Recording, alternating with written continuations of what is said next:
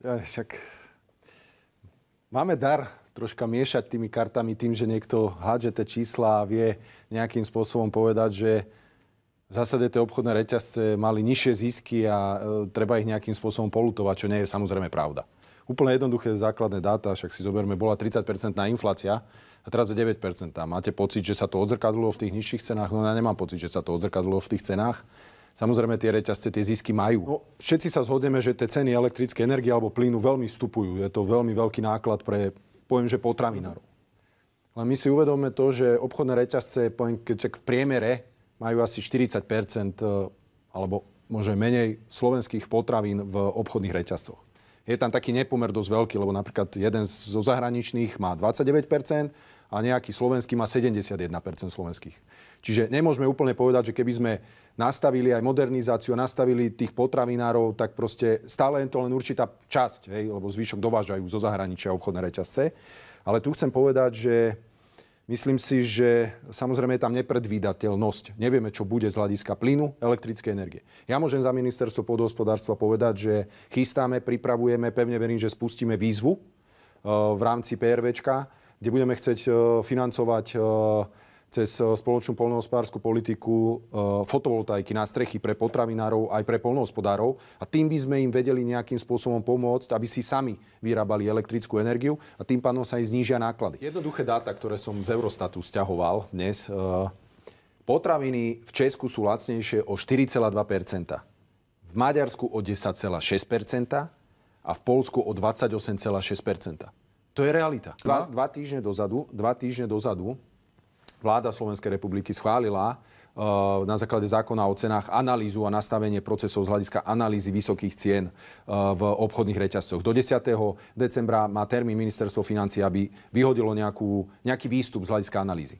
Samozrejme, má to viacero faktorov. Ideme reálne podporovať slovenských poľnohospodárov a potravinárov. Ideme nastavovať podporu pre nich, aby mali nižšie náklady, aby sa im lepšie darilo. No a myslíte si, prepáčte, ja sa budem aj rovno pýtať, keď budete hovoriť tie veci, a myslíte si, že to docieli to, aby naozaj tie potraviny boli lacnejšie? Určite to má na to určitým spôsobom samozrejme vplyv.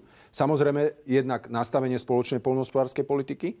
Chceme zvyšovať potravinovú sebestačnosť pri určitých základných komoditách, ovocie, zelenina, mliečne, pekárenské výrobky, samozrejme aj bravčové, hodzie, kuracie. Sme boli ako opoziční poslanci, Smer schválil na základe 3 okrúhlych stolov, je to odpustenie sociálnych odvodov do výšky minimálnej mzdy pre potravinárov a časť poľnohospodárov a platnosť tohto opatrenia do konca januára. My začiatkom januára začneme toto analyzovať. Aký to malo efekt a vplyv na ceny, na znižovanie cien. Ale ja by som ešte doplnil a porovnal a ukázal divákom tie ceny napríklad v Nemecku a na Slovensku, čo je podľa mňa dosť podstatné. A mohli by si pozrieť, túto divákom ukážem, maslo 250 gramové so zľavou 32%, na Slovensku 1,95 a v Nemecku 1,59. Vajcia 3,59 na Slovensku a v Nemecku 1,99. Keď si pozrieme napríklad, to sú štandardné veci, ktoré nakupujú plnotučné mlieko, na Slovensku 1,55 alebo 1,65, v Nemecku 0,99. Čo sa týka oleja, lebo to sú veci, ktoré každý z nás denne nakupuje, na Slovensku po 40% zľave 1,79, v Nemecku 1,79 bez zľavy, alebo ďalej 2,49 a vo Francúzsku 2,15 a napríklad múka vo Francúzsku 0,97 a na Slovensku 1,35. Podotýkam, tieto čísla alebo tieto sumy sú z dnešného dňa, priamo z rovnakého reťazca v Nemecku aj na Slovensku. Dnes to fotili a kontrolovali v Nemecku a na Slovensku. Čiže myslím si, že pri základných veciach, potravinách, ako je maslo, vajcia, mlieko, olej, vidíte ten reálny rozdiel. A podotknem, že hádam asi všetci si nemyslíme, že ten nemecký dôchodca má takú istú výšku dôchodku ako slovenský, alebo ten plat má ten Nemec nižší. 3-krát vyšší dôchodok Nemca a 3-krát vyšší plat toho Nemca. A ceny, keby hneď boli rovnaké, ale vidíme, že sú nižšie, takže niekde je problém. Máme pomenovaný problém. Vieme, kde sa nachádzame. Máme tu nejaké porovnania.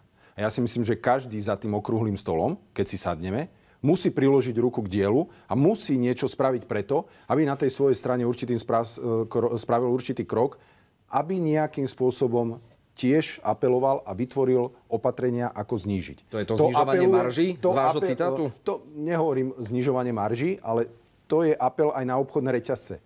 Takže 3-krát sme sedeli, hľadali sme riešenia, my sme spravili opatrenie v rámci Národnej rady ako legislatívny krok pri sociálnych odvodoch. Obchodné reťazce neprišli s ničím. Dobre. V roku 2020, keď nastúpila vtedajšia vláda na čele s Olanom, hovorili o tom, že musia zrušiť bankový odvod, lebo keď nezrušia bankový odvod, tak banky budú zvyšovať poplatky. Vláda zrušila bankový odvod a poplatky sa začali zvyšovať a sa zvyšujú. To znamená argument taký, že nie, lebo nemôžete to spraviť, lebo to budeme zvyšovať niečo, tak hovorím o tom, že niekto hovoril, že to musí zrušiť, aby sa nezvyšovalo, a sa zvyšovalo. To znamená, budeme hľadať riešenia na to, ale samozrejme, že to nie je len teraz čisto o obchodných reťazcov. Samozrejme, musíme si aj my plniť úlohu z hľadiska podpory pre potravinárov, poľnohospodárov, nastavenia schém.